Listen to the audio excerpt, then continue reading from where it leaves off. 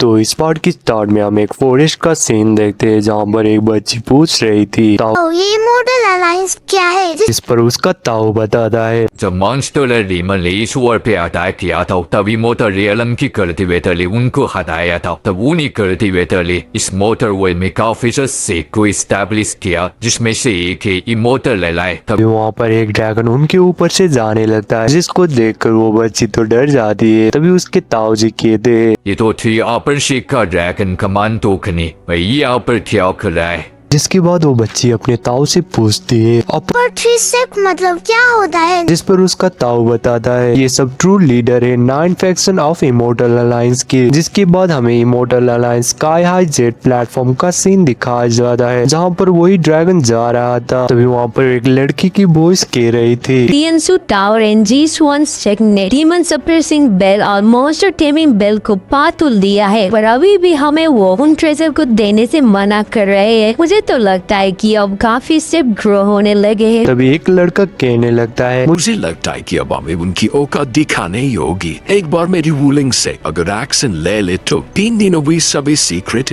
हमारे हाथ में होगी। तो अब मुझे पता लगता है कि ये बोलने वाला कोई और नहीं ये स्टैचू है। जिस पर एक लड़की की स्टैचू कहने लगती है मुझे तो 2 दिन लगेंगे। जिसके बाद वो तीसरा स्टैचू कहने लगता है बेवकूफ जब तुम कोई मोब लोगे उन ट्रेजर को पाने के लिए क्या लगता है तुम लोगों को क्या वो सीखने बेवकूफ है जो तुम्हें वो अपने सीखे ट्रेजर को देंगे क्या वो लोग इन ट्रेजर को नहीं छुपाएंगे। तो हमें पता चलता है कि ये लेफ्ट वाले स्टैचू का नाम वूचेन है जो कि मास्टर ऑफ होलिंग सेक्ट है। जिसके बाद ये बीच का स्टैचू का नाम तियन वुई डाओ है जो कि तियनसी सेक्ट का मास्टर है। जिसके बाद वो तीसरी स्टैचू का नाम है जी लुओ जो कि जी साओ सेक्ट की मास्टर है। जिसके बाद वो लड़की की स्टैचू फिर से कहने लगती है मास्टर अगर हम वॉर भी वेट करेंगे तो हमारे लिए उतना ही रिस्क होगा क्योंकि अगर दूसरे पावर से उन ट्रेजर को ले लिया तो। जिस पर उन लोगों का मास्टर कहता है कुछ भी नहीं होगा वो तो मामूली कल्टीवेटर है। जिसके बाद वो चेन कहता है सही कहा अब उनको कैसे पता चलेगा हमारे बारे में जो कि हमने इतने सालों से छुपाया हुआ है। और साथ में मैंने दूसरे सेफ को ऑर्डर भी दे दिया है कि वो G1 सेफ पर प्रिजन बना रखे। तभी हमें स्टोन स्टील केव का बाहर का सीन दिखाया जाता है जहाँ पर साओई जियनुइन के गले लगा के कहती है डार्लिंग मैं आपको कितने देर से ढूंढ रही थी। जिसके बाद जियनुइन उसको चाकू देखा के कहता है ये तुम्हारी G1 सेक्ट नहीं है जो कि तुम जहाँ पर भी फ्रीली जा सको। जिस पर साओई कहती है पर तुम मुझे इसे छोड़ के नहीं जा सकते और हमारी शादी भी अभी अभी तो हुई है। तो चलो अब हम एक डील बनाते हैं मैं तुम्हारे कुछ भी करने को तैयार हूँ। जिस पर जियनुइन कहता है ओह पर मुझे क्या चाहिए। जिस पर साओई कहती है मुझे तो लगता है कि आप चाहते हो कि मैं टियोनसी टावर में घूमूं। जिस पर जियनुइन कहता है तो तुम्हें इसके रिटर्न में क्या चाहिए क्या तुम्हें मॉन्स्टर टेमिंग बेल तो नहीं चाहिए। वो इतना कह रहा था तभी साओई उसके पीछे से उसे अटैक कर देती है जिसको बहुत ही इजी के साथ रोकता है। चलो मैं तुम्हें उठा के यहाँ से लेकर जाता हूँ कि वो उसे उठा के यहाँ से जाने लगता है। तब रुआनजी उन लोगों को छुप कर देख रही थी और वो जलते हुए कहती है अभी तो तुम मिस्टर जियान के साथ रह रही हो है जब तुम मेरे हाथ को लगोगी तब मैं तुम्हारी जीप को बाहर निकालूंगी। इस तरफ हम तियनजू पीक का सीन देखते हैं जो कि टियनसू टावर से ही बिलोंग करता है जहाँ पर एक लड़की कह रही थी आखिरकार हम फाइनली अपने मिशन को कंप्लीट कर पाए। इमोर्टल अलायंस के साथ काम करके बहुत ही बुरा फील होता है। वो सब खराब काम क्यों हम इमोर्टल अलायंस के खिलाफ नहीं जा सकते और उनको खत्म नहीं कर सकते। जिस पर एक लड़का कहता है अगर हम इमोर्टल अलायंस के खिलाफ गए तो हम भी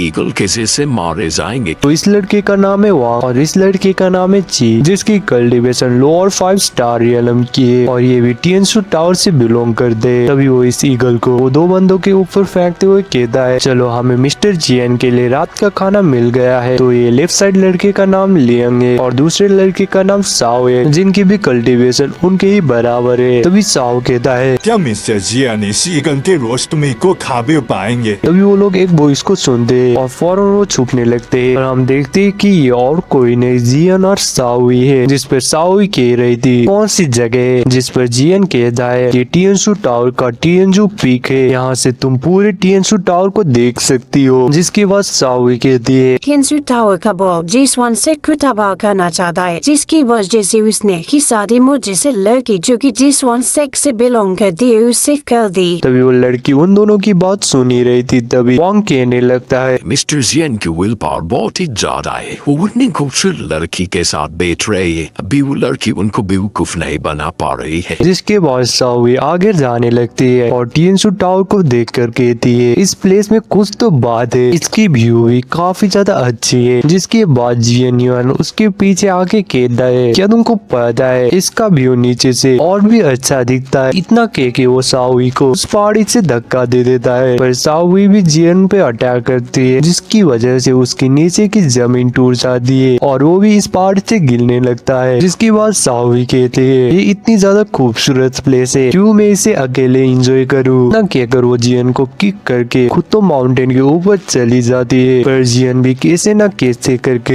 एक स्वॉर्ड को माउंटेन में गाड़ देता है। हेल्प से वो भी पहाड़ी के ऊपर आता है। अभी वांग फिर से कहने लगता है ये तो एक दूसरे के लिए परफेक्ट दिख रहे हैं। तरफ वो दूसरे जगह में आ चुके थे जिसका नाम होता है मोल्टेन रिवर। तभी जियन कहता है जो कि बना है नीचे के मैग्मा से, जिसको देख के सावी कहती है बहुत ही अच्छा है एक बॉडी को जलाने के लिए। इतना कह के वो उस मैग्मा को जियन की तरफ फेंकने लगती है और जियन उस मैग्मा को बीच से काटते हुए कहता है फायरवर्क को देखना भी काफी ज्यादा मजेदार काम है। इस तरफ वो लोग इनका पीछा करके यहाँ पर भी आ चुके थे और ची कहने लगती है ये तो कितने ज्यादा रोमांटिक कपल है। इसके बाद हम टियनसू टावर का नो रिटर्न वैली का सीन देखते हैं। जिसके बाद जियन कहता है इसे द गेट ऑफ हेल के नाम से जाना जाता है, क्योंकि अगर तुम इसके अंदर चले गए तो बाहर नहीं आ सकते हो। जिस पर सावी कहती है ये तो बहुत ही ज्यादा शानदार जगह है किसी भी सीक्रेट काम करने के लिए। वो लोग फिर से इनका पीछा करके यहाँ पर भी आ चुके थे। जिसके बाद वांग कहता है लगता है मिस्टर जियन उस लड़की के पैर में पागल हो चुके,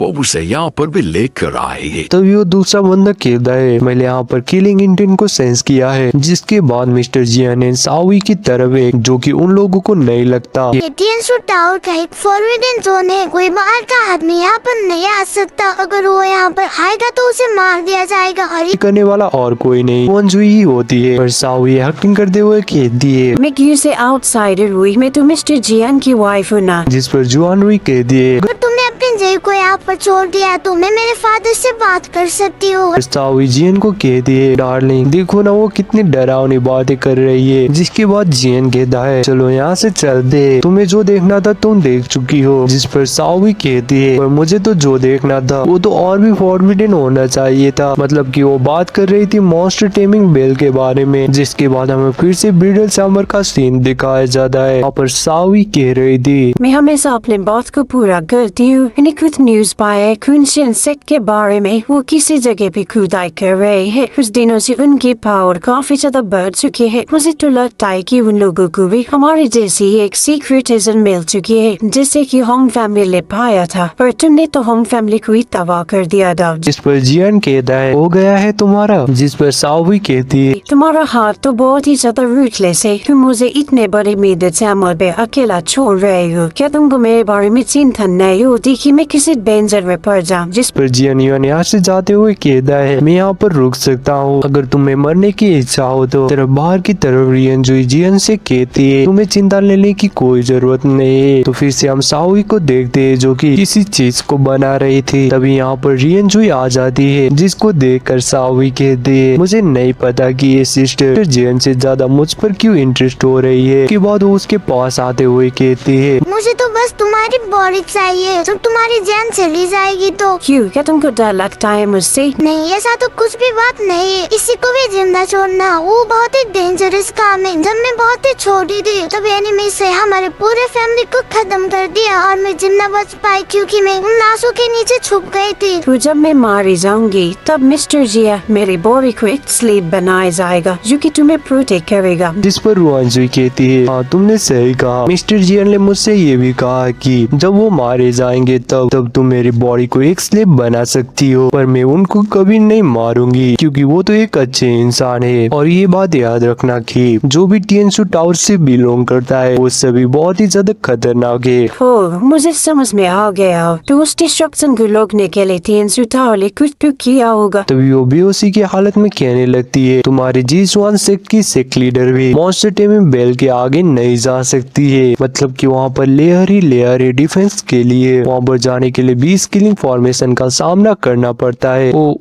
उससे ज्यादा क्या है, अपना समय लो और स्वीट ड्रीम। इतना कह रही थी तभी रिजवान नींद में चली जाती है। तो इसी के साथ हमारा ये पार्ट भी यहीं पर एंड हो जाता है। तो अगर तुमको वीडियो अच्छा लगा तो चैनल को सब्सक्राइब करना मत भूलना। मिलते हैं बहुत जल्द नेक्स्ट वीडियो में, तब तक के लिए टेक केयर, बाय बाय।